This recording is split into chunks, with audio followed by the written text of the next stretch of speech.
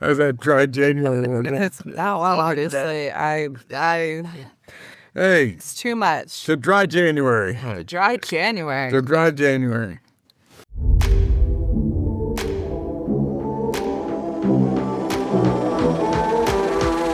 How was your vacation? It was really nice, thank you. Good. I got to You were at the St. beach. John. We went to St. John. You went to the heat. You went to the cold. I was in Michigan, and it snowed every day. It was amazing. Awesome. See, I love snow, so I would like that. It was very nice. It didn't snow enough where you were like housebound, but it snowed enough where like all the streets were covered, and we went skiing. Did you get sled? Of course, they were pulling the kids behind the buggy through the streets. That's where I thought we were going to go after favorite. Christmas is snow. And then Colby made us go to St. John a week before. We planned it a week before. So, yeah, it was. That was pretty funny because we're going to go to St. John's. When did that happen now? Right now. Yeah. Right now. I'm sure the flights were super cheap a week and They actually were pretty cheap. during Christmas. We had a couple days that made it go like half price. Ah. Because it was like no longer on a weekend. I'm back here going, where the hell did everybody go? Where is everybody? I know. Mom's like, you need to get home. I think he's going. talking to himself and he won't get away from the computer. He hasn't lifted his head in 3 days. He's having a Zoom call. He's the only one on it. He's like, God, he's the only one on it. Well, I'm not. I'm sitting there like, good point, Casey. I'm glad you brought that up. I'll see. Literally, that's not far off of what actually happened. That's how- It's like, seems to me that Julie, I think it's like January 3rd, 2nd. There's like 2 people on it. I'm like, where the hell is everybody? Actually, who has a thing on the second of it? I don't know, dude. So he has the Zoom meeting, and so after the Zoom meeting, the AI recaps the Zoom meeting. So we weren't on it, and I got the recap, and it's like Casey was talking about how frustrated he was that no one's on this meeting. So I was like, okay, so he talked shit about us for. So When you talk shit about the people that aren't in the meeting, AI is writing that down. Yeah, no, It automatically goes to everybody. Yeah. It's like, so I got to remember not to talk trash. Yeah. You didn't realize that. Yeah. It's like, what did you say about me? When you started doing that at birthday lunches, It comes up, we have birthday lunches, and me and Pat and Danny, they have birthday lunches. And if you don't show up to our lunch, we're going to talk. And that's why you're at free lunch. That's why I show Yeah. up. do not miss lunch. I Never misses a lot. Mom's like, you have a colonoscopy. He's like, no. I can wait. I'm not missing out lunch.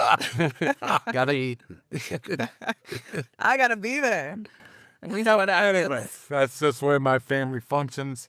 Yeah. And we got Donnie and Bobby and Kevin and Billy, and if they don't show up, we're going to talk about it. Yeah. That's all right. Colby, you don't We're pretty good. They talk about They me. pretty talk much about talk shit about Colby all the time. Colby's like, I wasn't even invited. They just wanted something to talk about. That's why we show up. It's family tradition. Yep.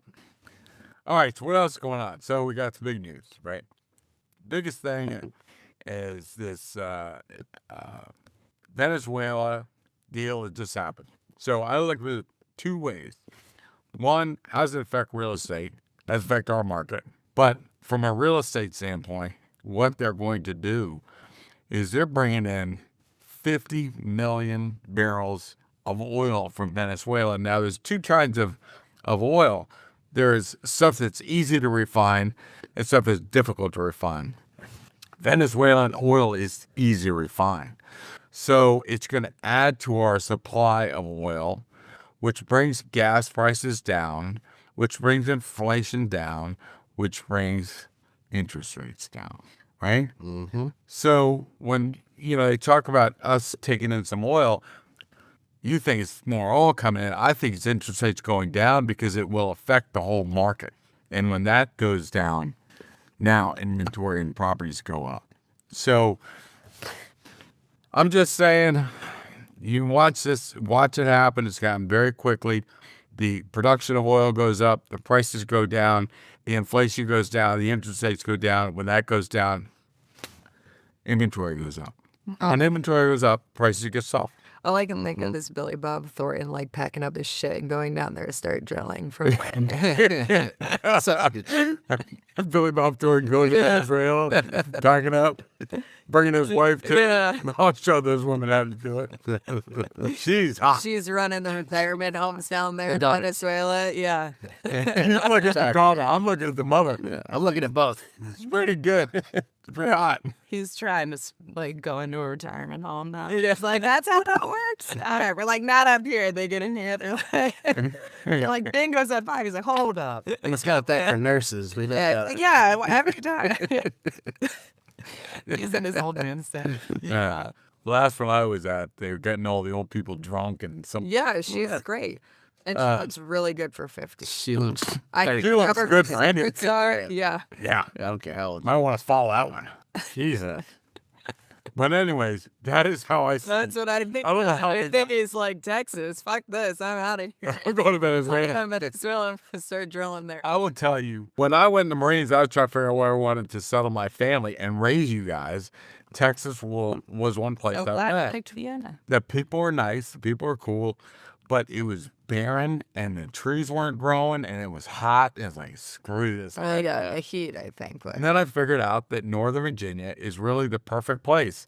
The people in California were psycho. beautiful. You know why? He's going around. He's like, I didn't like anywhere. I'm like, it's because no one knew you were. You come back together. They're like, hey, Casey's like, I'm going to sell right right here. This is where I'm going to stay. The people in Texas are the greatest people of all time. California's a little nutty, but going around the country is like, God, the best place is in Northern Virginia. We had, you had everything here, so this was the place to go. You're welcome, by the way. You're welcome for being in that call. And You're welcome. Yeah. the president of Vienna Elementary that brought you back here. I'm so in Vienna, I'm somebody. In Texas, I'm nothing.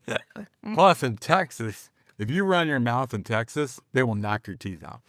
I mean, they don't mess around. They throw punches. He's like, but you run your mouth here. And people just walk by. You're like, what? And I'm like, Dad, he's like, 80-year-old man.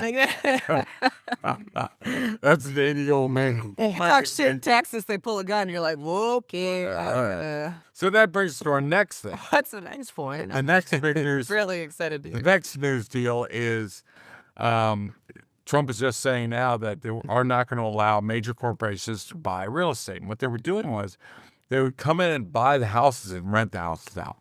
It was literally a modern day Pottersville. So have you ever seen what's the Christmas movie? Wonderful Life. Mr. Potter owned all the houses and everybody rented from Mr. Potter. And that's what it was. The corporations were buying houses, so you're a whole group of renters. And we don't see it up here because it happened in the Sun Belt, Texas, Florida, Atlanta was doing it, Phoenix. That's where it was happening. I mean, literally, Blackstone came in and was buying all these massive houses and renting them out. So the prohibiting that doesn't affect us, but it will affect other parts of the country, when they're taking out the market. But you want people to own homes, not rent homes, Mm-hmm. That's what was amazing to me. They said that the average new home buyer here is 40 years old. It's crazy. No. Where are these 30-year-olds? Where's all your friends? Aren't they? Are they? But I mean, that's the average homeowner across, the nation. I think here it's a lot different. We have people who are very young buying very expensive homes. Yeah. So, I mean, a lot of our are under 40. I mean, a lot are over, but, we have a 35-year-old getting you your large budget. You're like, There's a lot of the country struggling though with all the inflation. Yeah. And I think that's It's hard, and the home prices there have gone up, and so someone can't afford a $300,000 price doubles from 150 to 300 and making So I think that I mean, we were talking about this the other day. $1.2 million home, average mortgage. Yeah. I mean, what? Well, I think what I did was I said, if you take a house, a 3,000 square foot house built in 1990, I forget what I did, the mortgage payment on that, because of its price and interest rates, was $3,200. Today, it's $8,200. Same house, $8,200 because interest rates went up and prices went up. So, that's what's killed the buyer pool. And so now the inventory is going up, which is one number you got to watch, but so is the buyers. And if the buyers don't keep up with the listings, that's when prices come down. So if you look at our stats, Julie's puts up our market study, and you guys know that I'm overwhelming with stats. But when you watch inventory go up this much and buyers only go up this much, that's a problem. And I think that it does come down to the area, obviously, of where people are rushing into. We have found that an influx of people coming into Vienna from other parts of the country. And, what it once was is a little bit changing, like the community, where there's a lot of different families coming in, very wealthy families coming in, which of course we love. But, it's not always that way. And but I will tell you, if you just, I know you guys have been on vacation and have to look this stuff, but if you look at the stats, he's like, shut up, you've been gone for too long. Vienna had a bad year. Our went up 5% and our sales went down 6%. That's rough. Loud and Willisford, they went up 34% and their sales went up 24%. So they were up all this much. We were not. So Vienna is not really the belle of the ball. They were. However, again, if you watch the inventory and buyer pool, because the buyer pool went up 24% and the listings went up 34%, their prices went down. So you go, well, our market's hot. No, the sellers outweigh the buyers, and it's a buyer's market, and your prices came down 12%, even though you're really hot and active. So you've got to watch this. I'll tell you that's what's leading to the next part of what I want to talk about, and that is only 38% of the homes listed after August. 38% sold. It's crazy. Yeah. Right? Were they riding that wave, though, of thinking that their house was worth so much more, and then reality hit, so it was overpriced, and the prices were coming down, and they weren't willing to budge? I blame 100% the gosh darn realtors. I do not blame the sellers. We are starting to get those withdrawals call us up, right? You guys have one. Kelly, you have one. You and I went and saw it. Huh? But I think, obviously, yes, it's the realtor's fault because you aren't skilled enough to get the seller to understand where they need to be. But there are some times where, we deal with people who at first they're going to tell us what they want until we can prove where the right number is, where you need to be, all your stats that you do, and then they'll go along with us. But sometimes they're very firm on what they want. And if you can't prove them different, that has to go. So on August 1, if you take all of the listings after August 1, all of them, only one didn't sell. And that is because I couldn't get them to bring the price down where it needed to be. And you've got to get them to the right price. So it's my problem for doing that, not theirs. I mean, the realtor's got to know and be able to explain we demonstrate to every seller what the house is worth when they're going in. And they list it and we come up with a test market. So yeah, I think that's operator error. That's a realtor thing. And you guys, we're gonna, we've seen a situation where called in and we had the price, we think the price, let's say, is at 125, because that's a big threshold. Sure. But I think they're gonna get 135. Yep. Right? So let's get to 125 and then let them bid it up to 135. It's a beautiful house, perfect shape. I mean, everything you want. Perfect. Yeah. So what do? They go with a realtor. They put on the 135. Yep. The 135 doesn't sell, so it goes down to 1.3, 1.25, 1.2, and withdrawals at 1.2. Yeah. We'd have been 1.3 plus all day long. I easy. Yeah. So aside from the condition and all of this stuff, we got a call in from Ferris with another question about what could affect value.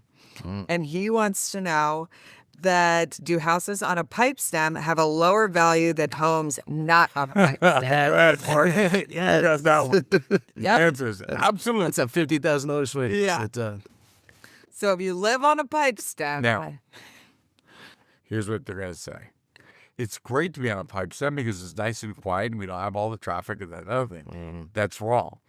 That's wrong. It's a negative. People drive to the pipe stem and just keep on going at an open house. They won't go down the pipe stem. So, have we found, and again, seller man. But so it works for people, I mean, at the end of the day, people don't like it. We had a house that we were selling, and they said we bought it for the lot premium. It was on a pipe stem. They had a house in their front yard. Yeah. And They actually had the backyard. An house in the back. They got a $70,000 discount when they bought that. Yeah. That's how they got it. I mean, yeah. But again, Morgan, that's the seller will talk themselves into the fact this should be a premium because I'm buffered. They're talking themselves into it. The realtor's got to say, you're wrong. The buyers will pay less for a house on a pipe stem than they will for a. Well, we need to start calling it a private drive. It's a fancy pipe stem. Yeah. Private drive. What? Well, Very exclusive. It's a shared private drive. Well, the problem was is people are talked us into how pay a premium. They're like, wait, no, you didn't. You didn't pay a premium on that. It's a discount of $100,000. It is a discount. So let's say you buy on a pipe stem, and while it's not for everyone, some of the benefits are someone could get a really nice house at $100,000 discount. Yeah. So I think that could work. Maybe someone that wouldn't normally be able to afford that large of a house or updated house could now get into a house because you are getting that discount from being on a pipe stem. Kelly, I did that ourselves. The house I bought was on Center Street, and it was $100,000 underpriced because it was on a double yellow line road. And I said, I don't care about Center Street. I'll. Because you want to sit on the front porch and say, hello. Hello, good to see you. Very nice. I can walk to the Vienna Inn. How many times have you walked to the Vienna Inn? A very short car ride from my house. And the plan was to walk, but then you got to walk home up a hill. It's like, no, I'm not. That's what we got Uber for. It wasn't walking down. That was pretty. It's the walking up that bothered me. Yeah. So I don't do that. But also with pipe stems, not all created equally. I mean, some pipe stems are nice and they're spread out houses. Other pipe stems, you go down and you've got a back door in front of your front door. Or you can't back out of the pipe. We had that one on Spring Branch. You couldn't even back out of the pipe stem. Someone else's driveway was right there, and they had their car parked on the side. It's just a nightmare. So I think But I think it's not situational. all it is situational. Not all pipe stems are created equal. Yeah. A pipe stem could be $100,000 discount. Yeah, easily. Could be less, but it could be $100,000 depending on the situation, what's going on, what's in their backyard, what's in their front yard. I just think about like on our street at home. I mean, our street continues, and it's just, I mean, it's a private drive at that point. But there's the same layout on the rest of the street as you have on our street there. That's a much bigger, that's kind of eccentric street. It is, but it's a pipe stem private. Yeah. And they're nicer houses, but I will tell you, that's called an inset lot. And inset lots are cheaper. Sure. And then you've got to account for that. So I guess the bottom line of this is we're heading into a market. I mean, we're coming out of a market where only 38% of homes succeeded in sale. You got to be very realistic, and we got to be very honest, Yeah. You got to know it and not take the seller's saying it's a lot premium. We know it's not, and you've got to get them through that, Yeah. and show them some of the problems that, again, I'm going to show this to everybody. I told them to go here, they went here, and then I had to go down, down, down, down, and that's where they ended and they couldn't sell. If they just started here, they could have got that in the first week, and you know it. You and I both know that. 100%. No questions asked. Yeah. But you gave a really interesting email, or you sent a really interesting email earlier with all the stats the other day of where Haymarket stacked up, and Loudon, Vienna, and Aldi, I think, was the belle of the ball. Well, they were. The stats are we'll tell you one thing. One, when somebody says what's a market update, it's just depends on the market, right? So let's take Vienna. These are stats on Vienna. If you own a big house, a 4,500 square foot house, it went down 12% in the last 8 months. If you own a 3,500 square foot house, it went down a little bit in the last. If you went on a 2,500 square house, it went up. So the question is, the smaller houses are overpriced, the higher prices are underpriced, and the middle houses are just about where they should be. And you've got to analyze that to know where is the market going? Where are we headed? Okay, live in, let's say, Aldi, and I live in a 3,500 square foot house. How much has my house gone down over the past 8 months as opposed to this time last year? So then if you're thinking about selling, you can sit there and say, oh, okay, this is what I can expect. And maybe they can realize that the markets are softening as opposed to if they tried to do this last year at January 15 or whatever they... The thought right now is people are like, okay, our house went down a little bit. Should we just wait for them to come back up? And if you look at all the stats, it's not coming back up. It could go down. When the inventory goes up, the price will get softer and go down. So we need to be able to predict the future with all that. Now, I will tell you this. Here's the deal. So I'm a business realtor. I study stats and all that stuff. You guys are lifestyle realtors. You look at a house, make it want to tell a story, make it want to be appealing to a person, a certain lifestyle for the buyers. You guys are experts at that. I'm just a more business focused. And that's why we work so well together. I know. But the business Give side me the number and the business. is learning how the lifestyle. I got it. But it's important to know both, And I do think, that's why it's important to have two people, one that can really sell a house. I mean, the way Morgan sold Park Street was all about the lifestyle. This is what Vienna is. This is what you could do. You can walk out here. You can walk down to the neighborhood farmer. What were you do? You went to the farmer's market, the football field, the Vienna Inn. And what sold that person was they wanted a piece of the Vienna lifestyle. They wanted to walk to that farmer's market. They wanted to. So you guys paint a picture of what this whole thing is about. When I'm looking at the husband going, all right, look, if you had to create this as new house, it costed $3.5 million. You're going to get it for $3 million, which is a deal. So I'm dealing with whether it's the wife or the husband, one is a numbers person, and you guys are dealing basically with the lifestyle of what it's going to be like to live in this home.